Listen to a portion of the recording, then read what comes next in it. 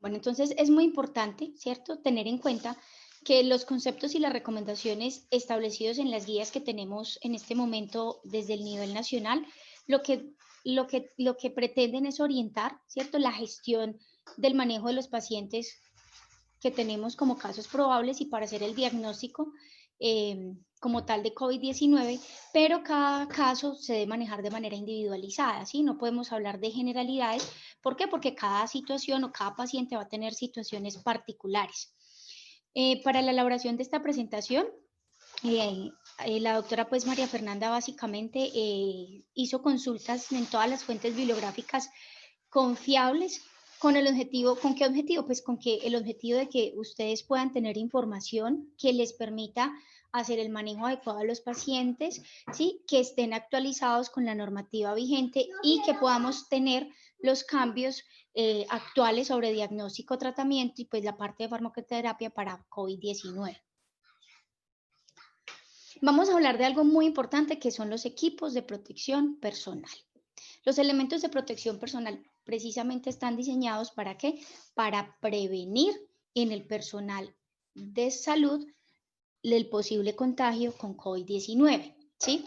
Tenemos que tener en cuenta, y aquí estamos viendo dos kits, que es para la parte asistencial, pero ahorita les voy a hablar del kit para la parte administrativa.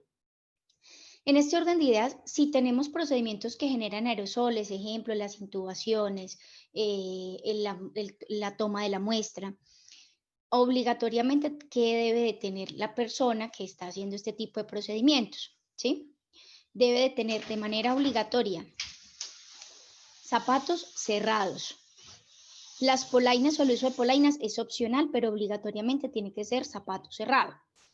Debemos de tener el uniforme, obviamente, pero adicional la bata de bioseguridad que debe ser manga larga, que debe ser antifluidos, ¿sí? Y que después del uso pues hay que desecharla, si es de material desechable. Algunas personas utilizan overoles y demás, pero si se toma una muestra y se atiende un paciente, eso tenemos que inmediatamente retirárnoslo y llevarlo digamos, al lavado. ¿Por qué? Porque pues en el uniforme nos queda material contaminado con COVID. Adicional a eso tenemos que tener guantes, ¿sí? Y adicional a los guantes, la higiene de manos es fundamental, ¿sí? Yo no me gano nada con atender a un paciente como caso probable de COVID y después de haber hecho el proceso de atención, ni siquiera haberme lavado las manos, porque ya con eso yo quedaría como persona expuesta, sería un contacto estrecho de ese caso si llega a ser positivo, y pues eso me obligaría, uno, a aislarme, dos, a tomarme muestra, y tercero, lo más arriesgado, a tener infección por SARS-CoV-2. Se debe tener, sí o sí, N95, ¿sí? O un respirador de alta eficiencia superior.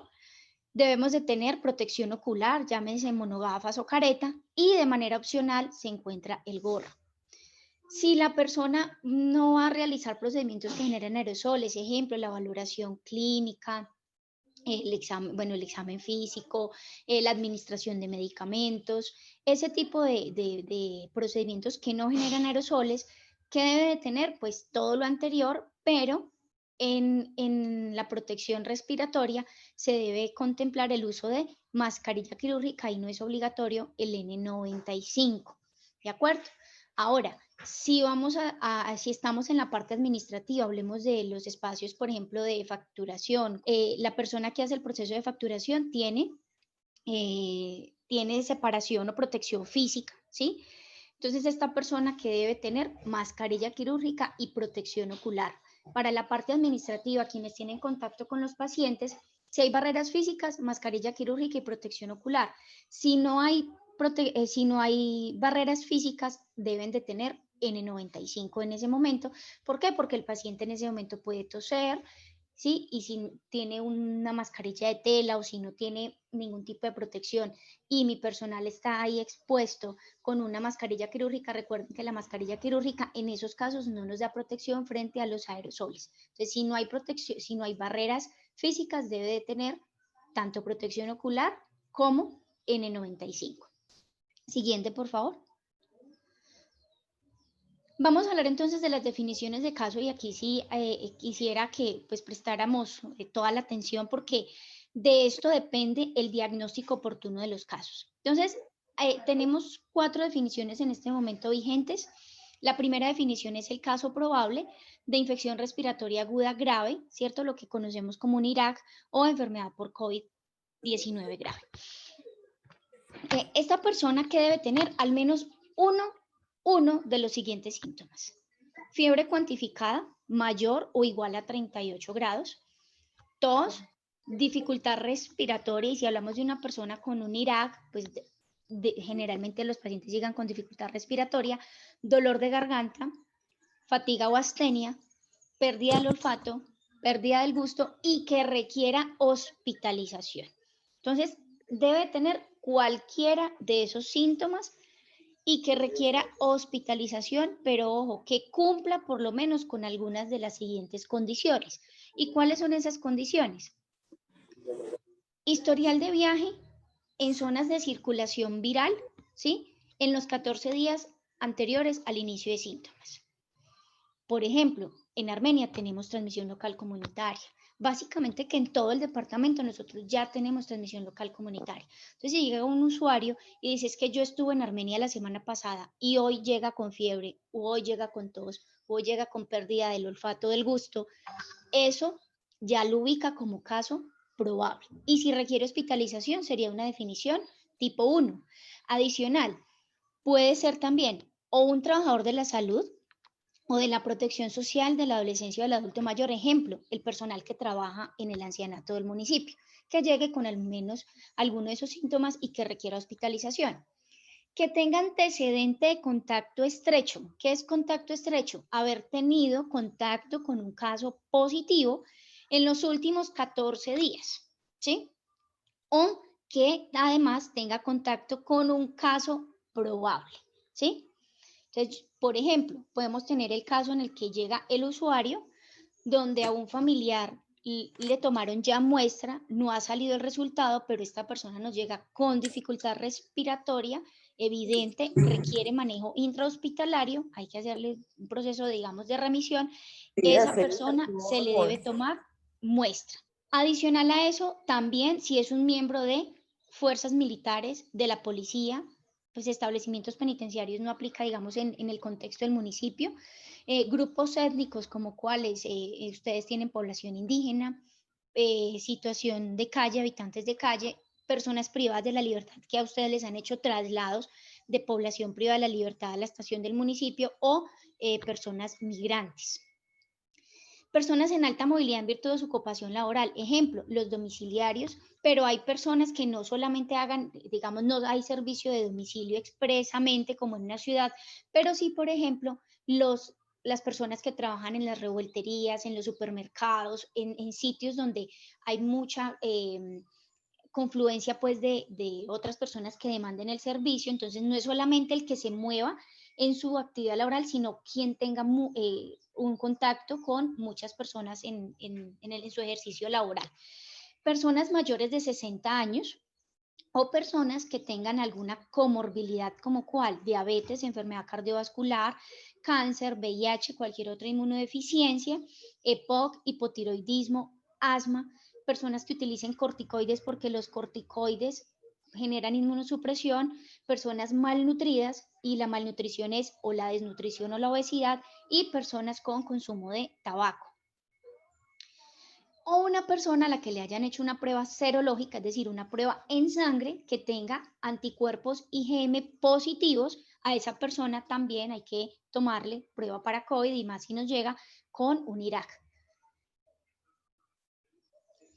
Esto es la definición de caso 1, o sea, que es el paciente que requiere hospitalización. Ahora, el caso 2 es el caso probable, ¿sí? Pero que es una enfermedad leve o moderada y que yo puedo hacerle el manejo en casa. Pero esta persona debe tener al menos uno de los siguientes síntomas. Entonces, miren que en eso yo quiero hacer énfasis y ser muy clara. La persona puede tener, aunque sea un síntoma, y con ese síntoma es un caso probable, entra para el evento y hay que tomarle muestra, ¿sí? Antes, y si nos devolvemos al inicio de la pandemia, nos decía que la persona tenía que tener tos y fiebre. Después nos incluyeron que aparte de la tos y fiebre, podía tener otros síntomas adicionales. Luego dejaron la fiebre como factor condicionante para el evento y ahora dicen el que tenga cualquier síntoma, porque hemos ido aprendiendo a través de la pandemia que el virus se manifiesta de diferentes maneras en cada individuo, precisamente por eso es que ahora tenemos en cuenta que con un síntoma entra el caso para el evento de acuerdo a las definiciones del criterio 1 y del criterio 2. Entonces, puede tener cualquiera de los síntomas que ya mencionamos. Siguiente, por favor, con al menos alguna de las siguientes condiciones. ¿Qué condiciones? Pues las que ya acabamos de mencionar. Que me cumpla cualquiera de estas condiciones, la persona cumple criterio para caso probable para COVID y se le debe tomar muestra. ¿Qué casos son estos? Los leves. La persona que llega al servicio de urgencias y dice, tengo pérdida del olfato, tengo pérdida del gusto. Esos son síntomas de alta sospecha para infección por SARS-CoV-2, ¿sí? Hay personas que solo presentan pérdida del olfato, pérdida del gusto. Hay personas que solamente hacen, por ejemplo, hay personas que solamente hacen, digamos, pérdida del olfato con diarrea. Aunque la diarrea no está dentro de los síntomas COVID, sí se considera que si una persona tiene diarrea y está acompañada de al menos alguno de esos otros síntomas, también es un caso probable. La otra definición es la muerte probable por COVID y son todas las muertes por infección respiratoria aguda grave, donde yo todavía no conozco la etiología de la infección, ¿sí? O de la infección respiratoria, y el paciente fallece durante la consulta, durante la admisión, en la observación, en hospitalización, y que cumpla con al menos una de las siguientes condiciones. ¿Qué condiciones? Pues las que ya nosotros conocemos, ¿cierto? Las que ya mencionamos hace unos minutos. Siguiente, por favor. Y tenemos la última definición operativa, que es la definición 5, que es el contacto estrecho. Y es el contacto estrecho asintomático. Y ese contacto estrecho asintomático es que haya tenido contacto con un caso positivo en los últimos 14 días, pero que al día séptimo no ha presentado síntomas. Si una persona me consulta a mí a la institución y me dice, yo soy contacto estrecho, no tengo síntomas, esa persona es criterio 5 y se le debe tomar muestra. Y muy importante, la notificación del evento. La notificación del evento es inmediata en la ficha 346, ¿sí? Se hace posterior a la atención, se debe diligenciar la ficha con todos los campos completos, porque a veces nos llega información incompleta y la persona encargada del CIVIGILA la ingresa al sistema.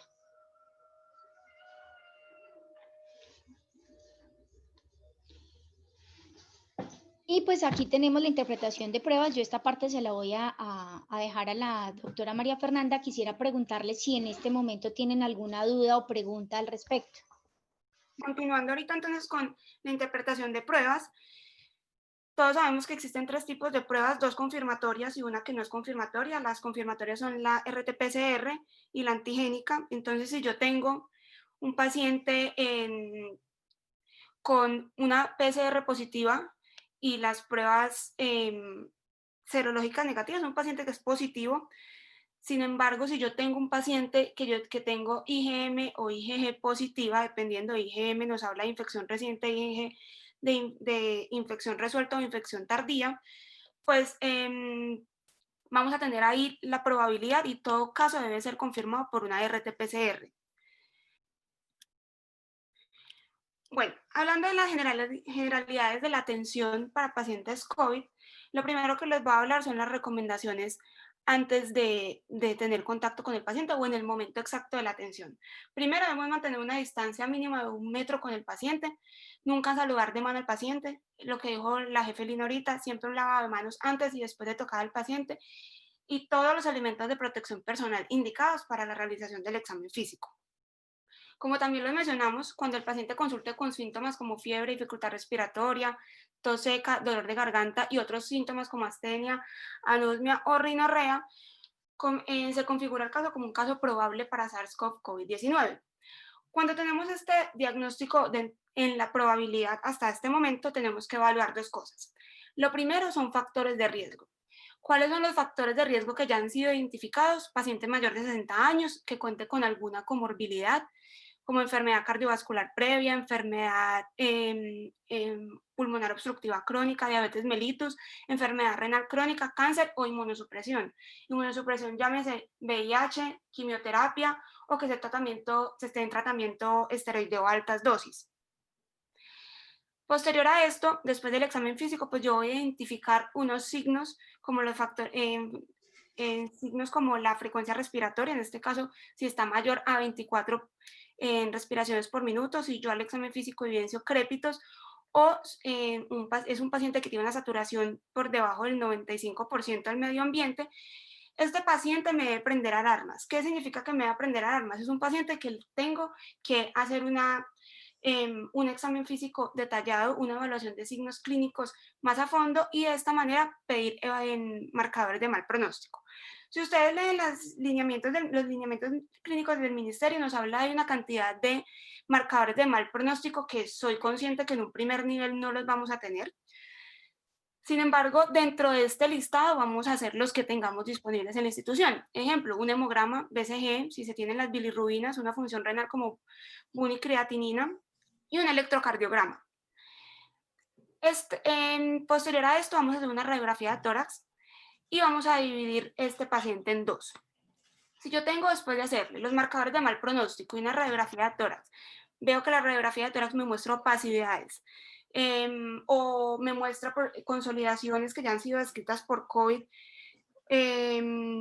patoneumónicas para esto, yo voy a clasificar al paciente.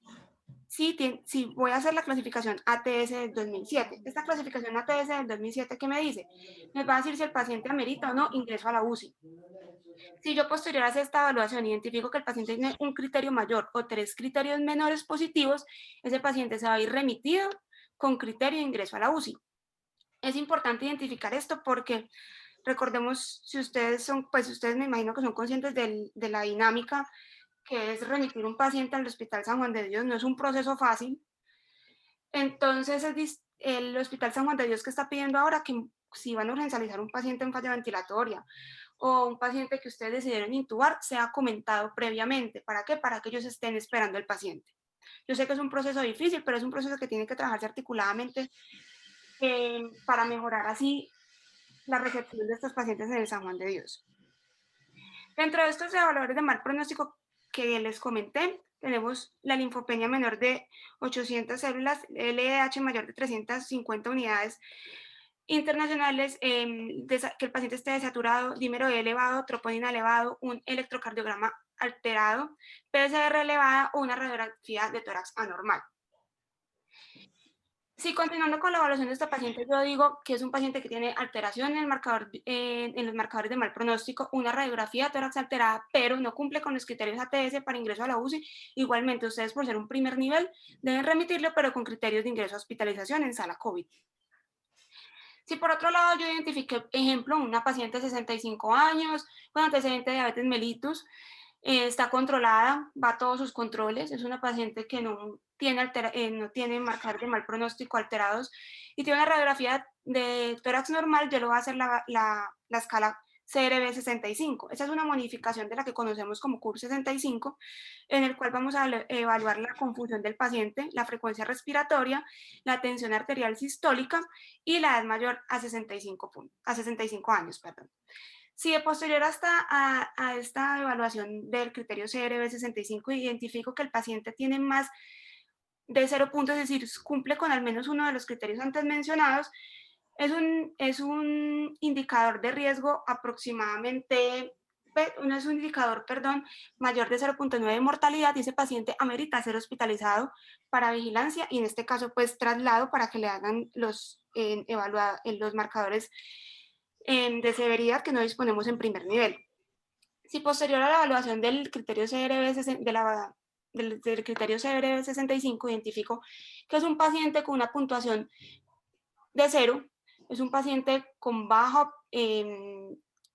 riesgo de mortalidad, aproximadamente un 0.9%, y al examen físico yo ya evidencio que es un paciente en buen estado general, yo le puedo dar egresos, signos de alarma, recomendaciones, le recomendamos hacer de pronto una cartilla informativa para que sea entregado en el momento del egreso a cada paciente y se le indica tratamiento sintomático.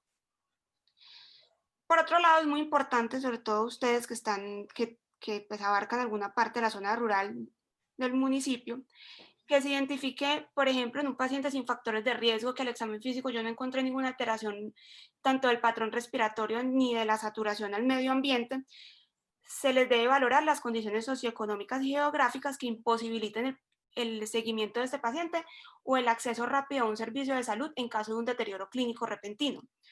¿Qué quiere decir eso? Que si el paciente me dice, no, es que yo no tengo forma de volver al hospital, hoy entre, como nos ha pasado, hoy entre todos los del barrio reunieron para poderme traer y yo no, si me voy para la casa, no tengo cómo volver, es un paciente que debe ser hospitalizado en sala COVID de primer nivel para vigilancia y ya en el momento de estabilización de los signos clínicos que lo hicieron consultar, se le podía dar egreso con lo mismo, signos de alarma, recomendaciones y la cartilla informativa.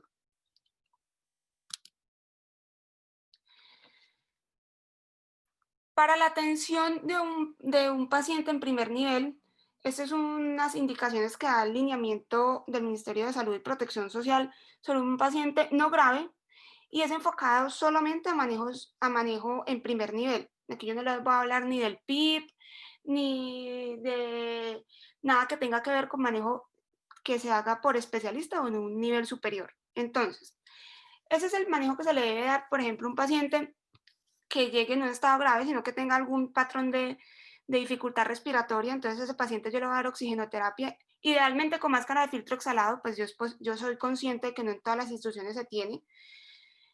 Si no se tiene máscara de no reinhalación o, o cánula a bajo flujo, hasta tener un estado de saturación mayor al 94%. Los broncodilatadores están indicados, sin embargo, se recomiendan en cámara espaciadora para evitar aerosoles. Sabemos que han salido múltiples estudios, si uno mira en el New England Journal, encontramos miles de estudios sobre la corticoterapia en COVID. Se ha visto que no han marcado mejoría en la mortalidad, entonces el ministerio dice que no deben administrarse de forma rutinaria, sin embargo, estos se administran dependiendo de las manifestaciones clínicas por las que consulte el paciente. Si es un paciente broncoobstruido, pues usted le va a administrar el corticosteroides simplemente en búsqueda de manejo de los síntomas, más no porque esté indicado en todo paciente COVID. La antibiótico-terapia precoz en caso de sospecha por sobreinfección bacteriana y también pues en el caso de un paciente que llegue con signos claros de choque séptico, se debe manejar una terapia con fluidoterapia conservadora en pacientes con insuficiencia respiratoria aguda grave cuando no exista evidencia de shock, ya que hemos visto que los líquidos en reanimación hídrica exagerada empeoran la oxigenación. Y siempre indagar sobre la reconciliación medicamentosa que tiene el paciente para no olvidarla. ¿Qué se debe evitar? La cánula de alto flujo, la ventilación por ventilación mecánica no invasiva. Las nebulizaciones ya se ha comprobado que aumentan mucho el riesgo de contaminación al personal de la salud, por lo menos estas no están recomendadas en manejo del paciente con COVID, a menos pues que a criterio médico se necesiten. Y no se recomienda la medicación en asintomáticos ni como profilaxis, como habíamos visto que muchos pacientes llegan diciendo que yo quiero que me manden la ivermectina porque yo vi que en el noticiero que eso disminuía la mortalidad por COVID, pues es explicar al paciente que no hay nada que esté evidenciado que disminuya la mortalidad por COVID. Continuando, ¿cuáles son los valores que yo debo evaluar en los pacientes para evidenciar si el paciente me está presentando una mejoría clínica o pues no tengo criterios de remisión? Entonces, este tiene que ser un paciente que tenga una frecuencia cardíaca menor de 100, frecuencia respiratoria menor de 24, una temperatura axilar menor de 37.2 grados centígrados, presión arterial sistólica mayor de 90, saturación mayor de 90 y una radiografía que no muestre deterioro. Dentro del manejo de la hospitalización les voy a hablar solo, pues ustedes por ser baja complejidad, solo les voy a hablar del manejo de un paciente en baja complejidad. Ejemplo, paciente con definición operativa de caso probable, que presente una neumonía leve, con una disnea leve que posterior al manejo médico logre una saturación mayor de 90, edad de 65 más con factores de riesgo, EPOC, hipertensión, diabetes, pero que esos sean controlados y que, digamos, la condición por la que el paciente queda hospitalizado es ejemplo, que no le hemos podido controlar la glucometría, el paciente tiene unas cifras tensionales un poco altas, más no por la falla respiratoria o por criterios respiratorios por los cuales haya consultado al paciente. Este tipo de pacientes que adicionalmente toleren vía oral pueden ser manejados en hospitalización de primer nivel. ¿Cuál sería el manejo? Recordemos que el manejo del COVID es simplemente un manejo sintomático y estabilizador de los síntomas. Hidratación oral, en caso de requerir líquidos intravenosos, se recomienda manejo conservador, lo que les dije ahorita, evitando un balance positivo. Oxigenoterapia para mantener saturaciones adecuadas. Acetaminofén para control de los picos febriles o del malestar general. Y antibióticos si tiene indicación, si hay sospecha de sobreinfección bacteriana o alguna otra sintomatología que lo amerite. Las indicaciones, siempre el paciente debe quedar registrado dentro de las órdenes médicas que debe permanecer en aislamiento para evitar la transmisión.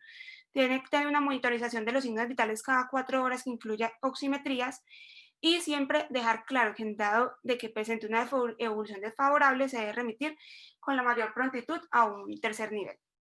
Dentro de los paraclínicos y imagenología recomendada, pues los paraclínicos básicos que tengamos dentro de la institución, hemograma, BCG, pruebas de función hepática disponibles y función renal y pues un electrocardiograma si lo tienen disponible, la radiografía de tórax siempre pues como para evaluar cómo llegó el paciente. Y otros paraclínicos que pues no tenemos disponibles en primer nivel que recomienda la guía, que son la PCR, LDH, dímero D y función hepática, TGO, TGP y troponinas. ¿Cuándo definimos nosotros el ingreso hospitalario de ese paciente que consultó con síntomas y se fue configurado como un caso probable por COVID? Es paciente que tenga tolerancia a la vía oral, que haya estado febril durante las últimas 24 horas, que no tenga dificultad respiratoria, que tenga una saturación mayor del 90% al medio ambiente en las últimas 48 horas, que no tenga alteraciones de ritmo cardíaco y que cuente con criterios de curación. Ahorita les vamos a hablar un poco de eso. Y cuando yo determino que ese paciente que ya tengo hospitalizado, que ya tuvo hospitalizado 2 a 3 días, necesita ser remitido a un mayor nivel de complejidad, es el que presente una evaluación desfavorable en el primer nivel. ¿Qué significa esto? Que el paciente me presente dificultad respiratoria, que yo en la ronda médica o que al llamado del personal de enfermería yo le evidencie con dificultad y retracciones supraclaviculares o intercostales, uso de músculos accesorios, cianosis, desaturación al medio ambiente, y que presente taquicardia, taquipnea, leucocitosis mayor de 12.000, leucopenia, fiebre o hipotermia.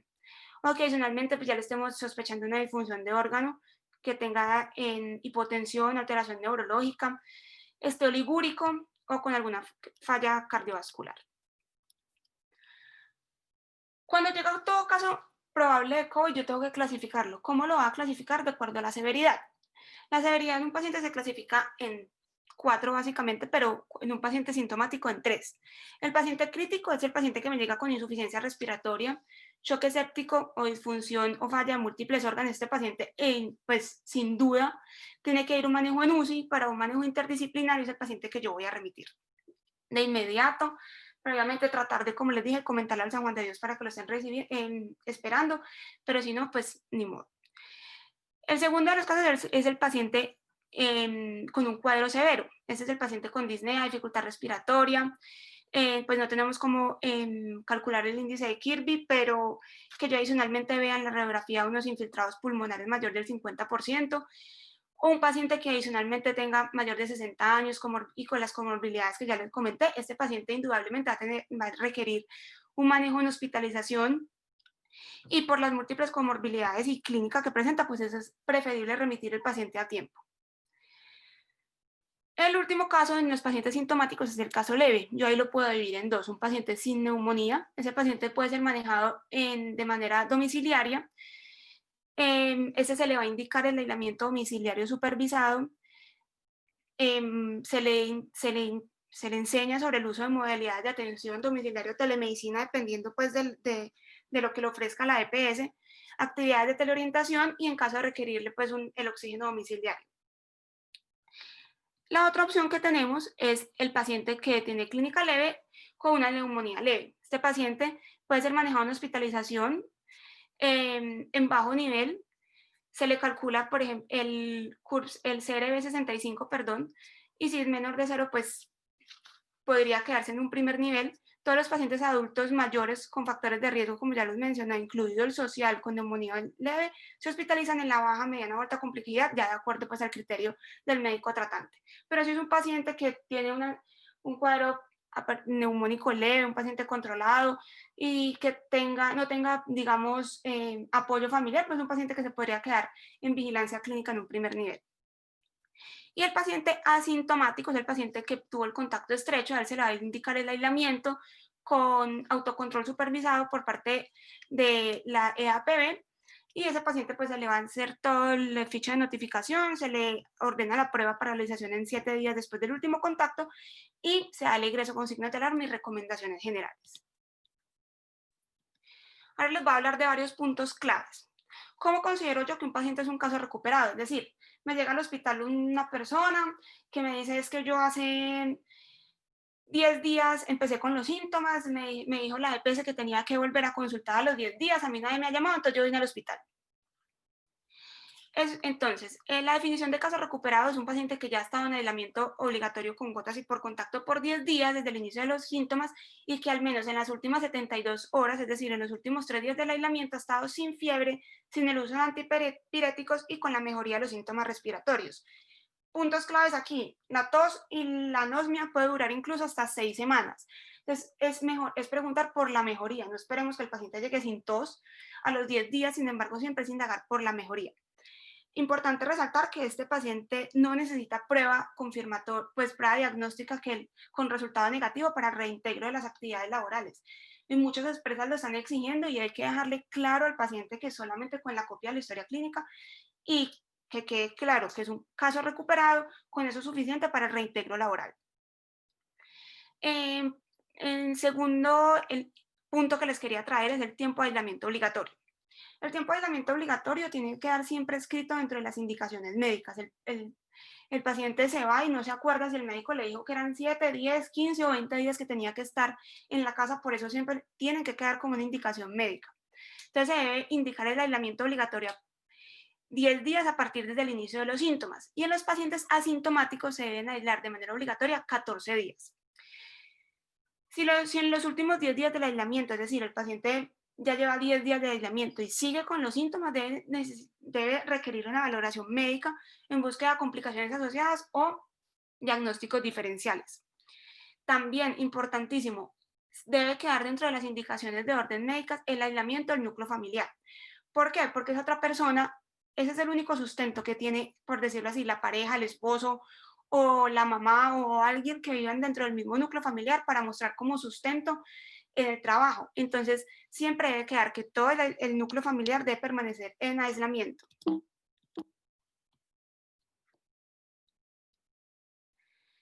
Si la prueba PCR inicial o prueba de detección de antígeno es negativa y hay alta sospecha de COVID-19, se ordena aislamiento obligatorio y se realiza nueva prueba de PCR o detección de antígeno entre 48 y 72 horas de la primera. Ese es el típico paciente que llega con todos los síntomas como de libro, y usted dice, fijo, es COVID, con prueba a los 2 días negativa. Pero el paciente sigue con tos, sigue con fiebre, anosmia, dolor lumbar, usted perfectamente a las 48 o 72 horas de la primera muestra le puede solicitar una sin ningún problema. Las pruebas serológicas IgM o IgG siempre solamente se piden a partir del día 14, antes no tienen ninguna utilidad. Y lo que les dije ahorita, si es una IgM o IgG positiva o IgM positivo con IgM negativa, se trata de un caso probable y se requiere de prueba confirmatoria, en este caso PCR. La persona asintomática con o sin factores de riesgo, que es contacto estrecho de un caso fallecido o confirmado por COVID-19, se debe quedar en aislamiento 14 días a partir de la fecha de última exposición. También, igualmente, el núcleo familiar del contacto estrecho debe permanecer en aislamiento estricto y se le toma la PCR, como les dije, el día 7º del último contacto no protegido. Si el resultado de esta PCR es positivo, se confirma el caso y se indica 10 días de aislamiento desde la fecha de la toma de muestra, y si es negativa, igualmente deben completar los 14 días de aislamiento. Con el trabajador de la salud es un poco distinto. Entonces, el trabajador de la salud que tuvo contacto estrecho con un caso fallecido confirmado se le realiza PCR todo trabajador de la salud, la única prueba que se le debe indicar es PCR. Si es positiva, se confirma el caso, se hace estudio de contacto, seguimiento clínico de aislamiento por 10 días, y si la PCR es negativa, el aislamiento debe completar los 14 días desde la fecha de última exposición. Si durante estos 14 días el trabajador de la salud presenta síntomas, se les debe solicitar PCR. Si sale positiva, se confirma el caso, se hace seguimiento y por lo menos 10 días. Si esta segunda prueba sale negativa, se repite las 72 horas. Si esta segunda prueba vuelve a salir negativa, ya se descarta el caso y se puede reintegrar a sus labores común y corriente. Importante el registro de la historia clínica. El registro de la historia clínica debe incluir fecha de última exposición, nexo epidemiológico, comorbilidades y síntomas que presente el paciente para así configurarlo como un caso probable. Los códigos IE10 para cuando ustedes tienen la sospecha es U072. Adicionalmente pueden poner los IE10 relacionados con otras comorbilidades y los diagnósticos relacionados con el aislamiento, examen de laboratorio y el contacto con exposición. Esos IE10 los encuentran en los lineamientos del manejo clínico del ministerio y para casos confirmados ya es U071 con las mismas recomendaciones del anterior. Bueno, hablando de todo paciente que consulte a la IPS y vaya a ser manejado de manera ambulatoria, debe ir dentro de las indicaciones médicas, las recomendaciones. Hay recomendaciones para caso 5, si el paciente es sintomático, y las recomendaciones para caso 2, estas también las encuentran en los lineamientos del ministerio, deben quedar registradas en la historia clínica porque pues algunos pacientes uno se los puede decir en consulta, sin embargo ellos llegan a la casa y no saben si tienen que guardar aislamiento, cómo tienen que cuidarse y alguien los puede ir a visitar, entonces es mejor que nosotros como médicos nos curemos en salud y todo quede escrito en la historia clínica para de esta manera evitar repercusiones legales. Para los que estuvieron en la charla que dictamos sobre el manejo de cadáveres y la certificación por muerte por COVID, esto es un repaso breve que les voy a dar.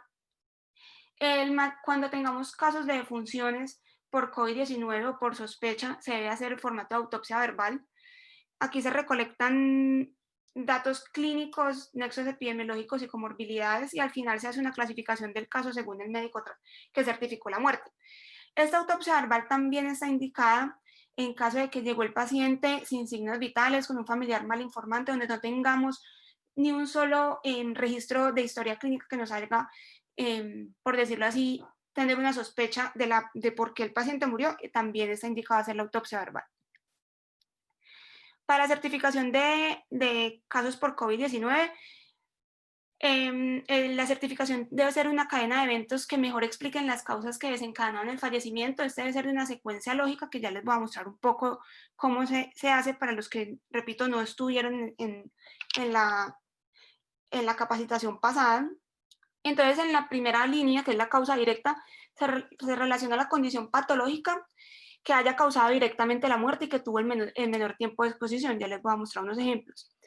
En causas antecedentes se relacionan todas las causas intermedias, es la enfermedad o condición que contribuyó a la causa inmediata. Y por último, en otros estados patológicos es toda enfermedad o morbilidad que tenía el paciente pero que no ejerce una acción directa dentro de la cascada fisiopatológica que desencadenó la muerte. Entonces, cuando yo certifico un paciente, yo tengo dos opciones, una muerte por COVID-19 y una muerte con COVID-19. Son cosas distintas que nos tienen que quedar claras. La primera es una certificación por COVID-19. Es el paciente, digamos es un paciente que murió a causa de una dificultad respiratoria del adulto debido a una neumonía viral originada por un COVID-19 virus identificado confirmado. Es decir, este paciente hace 8 días le habían diagnosticado con prueba confirmatoria COVID-19. Y adicionalmente este paciente hace 10 años contaba con una enfermedad pulmonar obstructiva crónica. Por otro lado, tenemos la certificación con COVID-19. Es un paciente que muere a causa de una asfixia debido a una compresión del vaso de cuello y un ahorcamiento, pero que hace 13 días había sido paciente confirmado con COVID-19.